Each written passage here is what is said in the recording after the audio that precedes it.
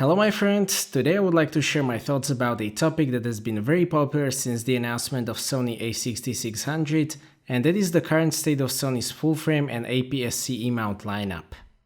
After the August announcement, it seems like we know what Sony's lineup will look like in the upcoming months. In this video I will try to sum up my thoughts about the options that are currently available for Sony E-mount users, based on my long-term usage of Sony A7III, A6400 and A6500, as well as the specifications of the A6600 and the fact that we probably won't see A7S III in foreseeable future. Until the late August, it seemed like 2019 will mark a comeback of high-end APS-C cameras. Those have been neglected for a very long time by all manufacturers with one exception.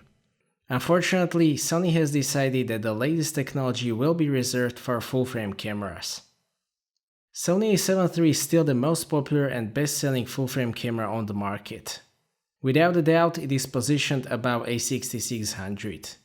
A7 III is a better camera, there is also no doubt about that, so let's take a look at where are the differences.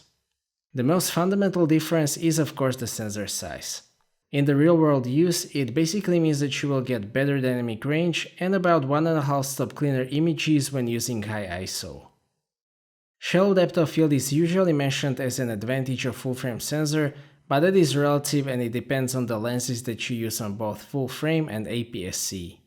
Having said that, I really like to combine wide angle with shallow depth of field, which is possible with my favorite Sony FE 24mm f1.4 GM on full-frame. Of course, this lens works on APS-C as well, and the hyperfocal distance or the depth of field is the same, but the field of view and overall look is completely different because of that crop. 24mm f1.4 full-frame look is not possible to replicate on APS-C, so yes, full-frame gives you much more options here. Sony IMX410 sensor in A7 III also uses superior and newer technology than the old sensor in A6000 series cameras. IMX410 is backside illuminated, which basically means that it can capture the light more efficiently. Sony also makes great IMX571 APS-C sensor, which works great in Fuji X-T3 and X-T30, but they have decided not to use it in A6600 and A6400, which is very unfortunate. Common strength of both cameras are the colors. Bad Sony colors are definitely a thing of past, Sony has worked really hard on this, and the newest Sony cameras are actually the most color-accurate cameras on the market together with Fuji X-Trans 4 cameras. Personally, I much prefer accurate colors over unrealistic warm Canon colors that the general public may or may not prefer, so I am very glad that Sony was able to figure this out, and I like out of the camera colors in both RAW and JPEGs, as well as the video.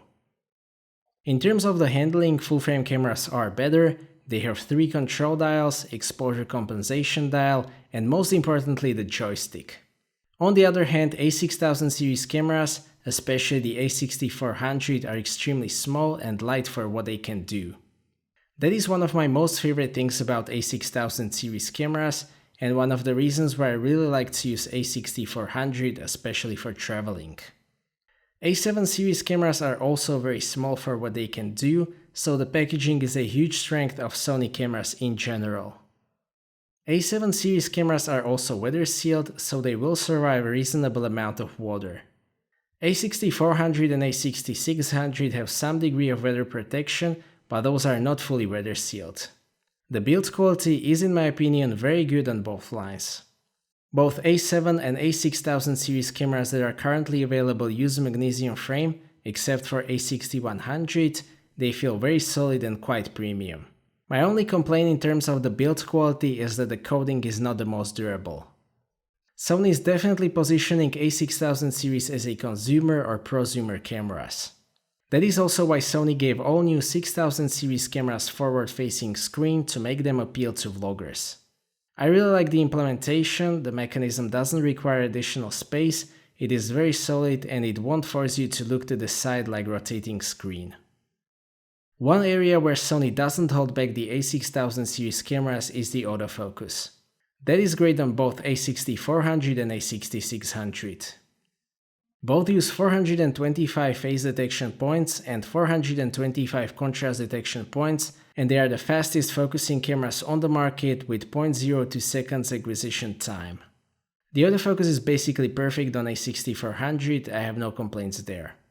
The tracking is also much easier with the new touch tracking functionality. The A7 III also has excellent autofocus system. It uses 693 phase detection points and 425 contrast detection points. The tracking while shooting stills is probably still a bit better on A7 III in comparison with A6400. Video autofocus is probably a tiny bit better on A6400, but it is so good on A7 III that the difference is pretty difficult to tell. The biggest difference for me personally is that touch tracking is much more convenient to use in comparison with central lock AF on A7 III. The bottom line is that the autofocus is great on A7 III, A6400, and it will also be great on A6600. Regarding the image stabilization, all A7 series cameras have in-body image stabilization. A6600 is the only APS-C camera that will get in-body image stabilization going forward. The in-body image stabilization is much better on A7 III. Both are rated for 5 stops, but there is a big difference in favor of A7 III. A6600 uses the same in-body image stabilization as A6500, and it is the least effective in-body image stabilization that I have ever tested. It still helps with non-stabilized lenses and it is definitely useful, but if you use stabilized lenses, there is very little difference. A7 III has pretty good in-body image stabilization, especially for the size. It is very effective with wide-angle lenses and good enough for static shots and panning, so full frame definitely wins here. If you use A6400 with stabilized lens, you will be fine as well. One area where there is actually not that much difference is the video. Sony A7 III is better at shooting low-light video, where you can go as high as ISO 12800 or even 25600. When it comes to amount of details in good light, it is actually almost the same between the A6400 and A7 III. Both A7 III and the new A6000 series cameras can use the Hall sensor to capture 6K video and downsample that to 4K UHD, and the amount of details is outstanding on both. I was very pleasantly surprised by 4K video out of A6400. It just looks great, and as I have said, if you shoot in good light, you won't be able to see much difference in comparison with A7 III. It is just so good. A6400 and A6600 unfortunately still have issues with rolling shutter because of that older sensor, but it is not that big of a deal for vlogging and that kind of videos. If you are doing something serious, you can use rolling shutter repair in post, which usually completely fixes the issue. Another common strength of both Sony's lines are great picture profiles. Sony still has the best options when it comes to shooting flat or post-production friendly footage. Some of the color profiles such as S-Gamut3 can actually capture wider color range than BT2020. S-Log is a bit difficult to work with without 10-bit, but there is a ton of other options such as Cine 4. Great thing is that these picture profiles are available in all new A6000 series cameras and A7 series cameras, again with the exception of A6100, which is why I would recommend saving up for A6400.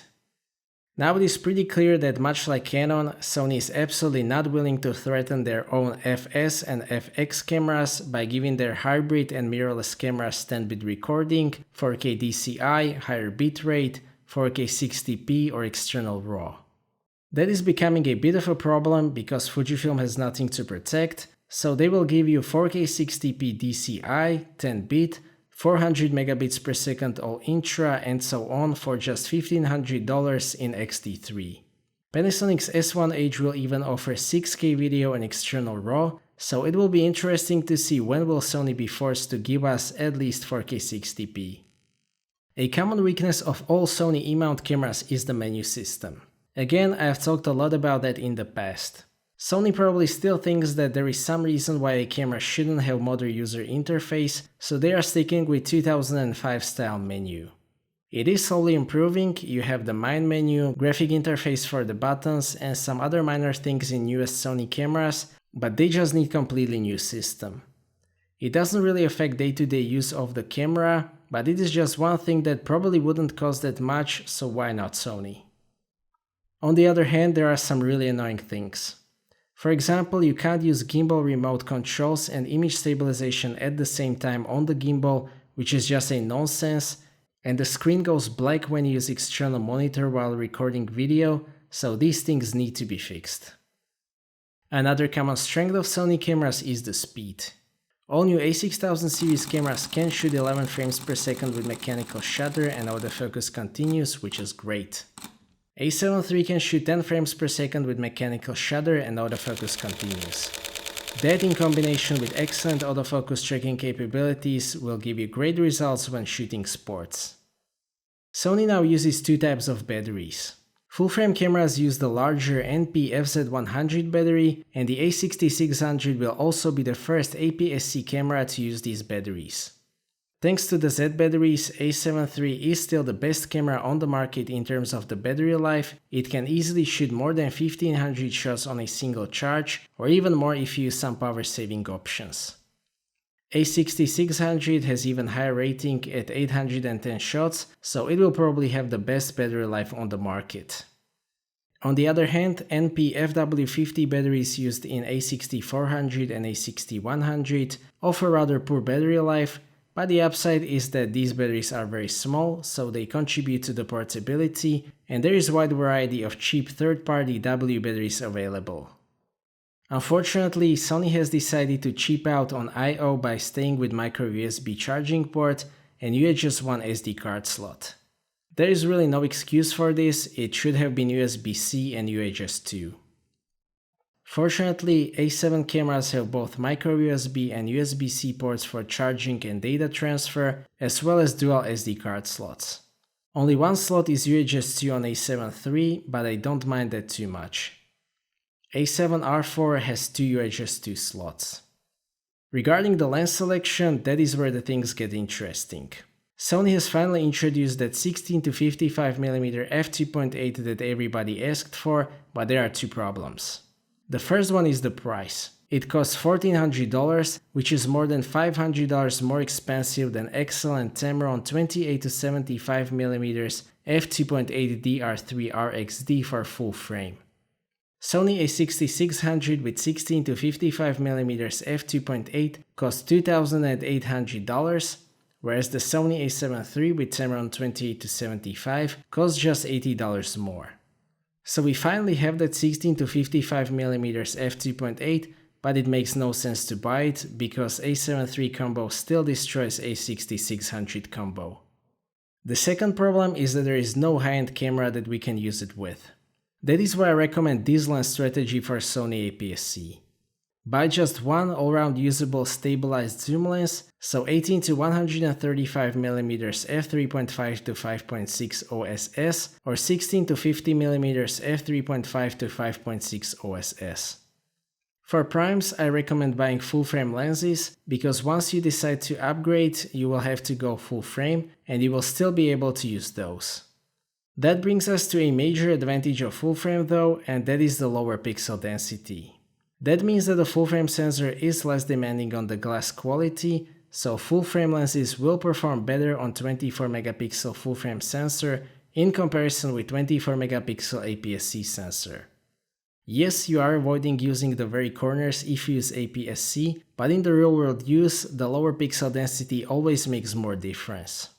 Having the same mount for full-frame and APS-C is still a huge benefit, also for those who use FS5 and FS7.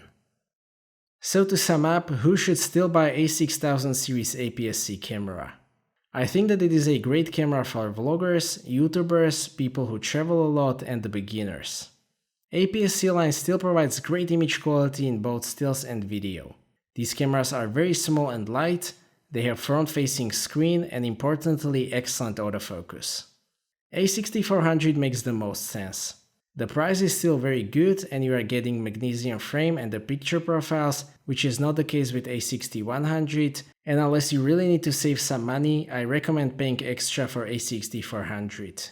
With A6600 you get larger battery, headphone jack and in-body image stabilization, but you will lose some of that portability. The A6600 in my opinion mostly makes sense as a B camera for those who already have a lot of full-frame E-mount lenses and they want to get more reach out of those while using the same batteries as in full-frame camera. For other users, I would just recommend getting Fuji X-T3 or Sony A7 III. The A7 III is better camera in almost every way. The only disadvantages of A7 III in comparison with A6600 are the recording limit, no forward-facing screen, and some fancy autofocus features that you can do without, to be honest. A7 III has much better sensor, better handling, 2 card slots, weather sealing, USB-C, more lens options, and so on. Is it worth saving up and getting the A7 III over A6600? Yes, absolutely. Generally, if you want Sony camera, get the A7 III if you can, if not, get the A6400. If you want APS-C camera or more advanced video features, get Fuji X-T3. So that's it for this video, thank you for watching, I hope that you liked this video and that you found it to be useful. Stay tuned for more videos and maybe consider subscribing if you don't want to miss my future content. I appreciate our feedback in form of thumbs up or thumbs down. If you would like to ask anything or share your opinion, please do so in the comment section, and see you next time.